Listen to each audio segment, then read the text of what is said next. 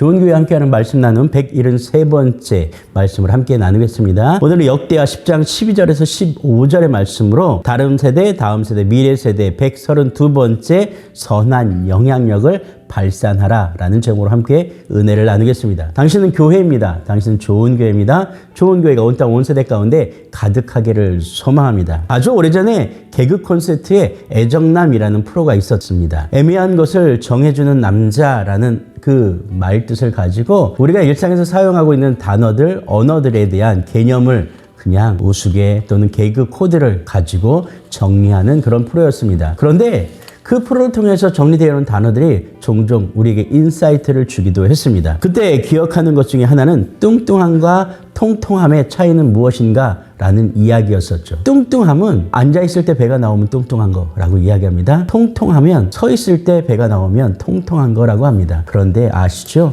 뚱뚱함과 통통함의 기준은 다 사람마다 다르고 특별히 우리 형제님들의 기준은 정말 엄격하다는 걸 여러분 아실 겁니다. 그리고 자존심 또 자존감 이런 단어가 우리에게 굉장히 많이 사용되고 있는데 자존심은 내가 드러나야 되는 것이고 자존감은 누구로부터 드러나 보여지는 것이라는 의미라는 것입니다. 결국 자존심은 다른 것으로 말미암아 내가 드러나 또는 설명되어야 되는 그런 마음이고요. 자존감은 내 안에서 일어나는 그런 자랑스러운 또 단단한 당당한 마음이다라는 것입니다. 누군가에게 의지할 때, 평가를 의지할 때 우리는 자존심이라고 얘기하고요.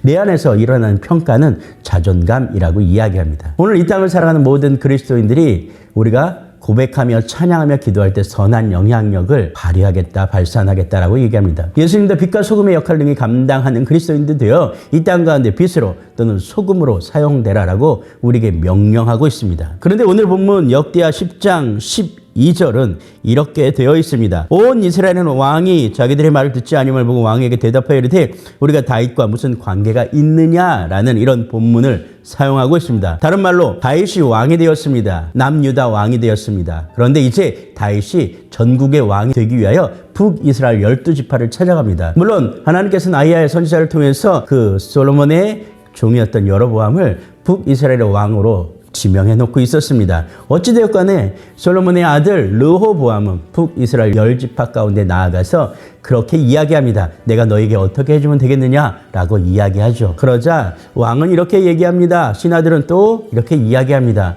그러면 우리가 이렇게 솔로몬의 왕이 성전을 세우면서 너무 힘들게 또 어렵게 했기 때문에 좀 풀어주셨으면 좋겠습니다. 이런 요청을 하죠. 간청을 합니다. 솔로몬은 3일 뒤에 오라라고 이야기하죠. 그리고 솔로몬은 왕이 거느렸던 그 나이든 리더그룹과 그 다음에 르호보암이 함께하는 젊은 리더그룹, 청년 리더그룹과 차례차례로 만납니다. 나이든 리더그룹은 그 고역을 풀어줘야 된다라고 이야기합니다. 좀 개방해주고 또 혜택을 베풀어 줘야 된다고 합니다. 그런데 젊은 그룹은 더 쪼여야 된다라고 얘기해요. 더 강하게 밀어붙여서 리더십을 발휘해야 된다라고 얘기합니다. 결국 르호보암은 젊은 청년들의 조언을 듣게 됩니다. 그리고 3일 뒤에 북이스라엘 리더들과 여로보암이 왔을 때 그렇게 얘기합니다. 아버지 솔로몬이 가죽 채찍으로 너희를 다스렸다면 나는 전갈 채찍으로 너희를 다스리겠다라고 하며 포악한 아주 강력한 정치를 또 통치를 진행하겠다라고 이야기하죠. 오늘 우리는 고민하고 또 아파하고 어떤 문제가 생길 때 누군가에게 질문합니다.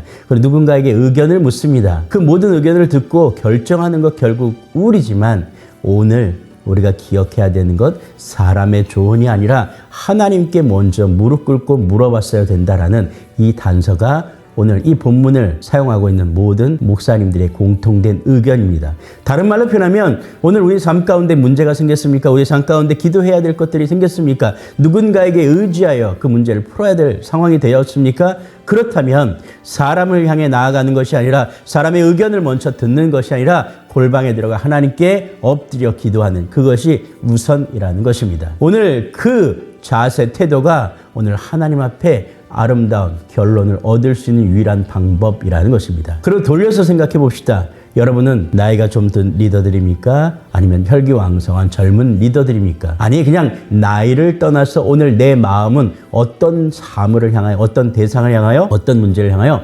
어떻게 풀기를 원하십니까? 강력한 통치 그리고 통제 아니면 함께 가는 그러한 모습입니까? 오늘 우리가 어떤 이야기를 전해줘야 되고 어떤 이야기로 함께 해야 되는지를 고민해야 될 줄로 믿습니다.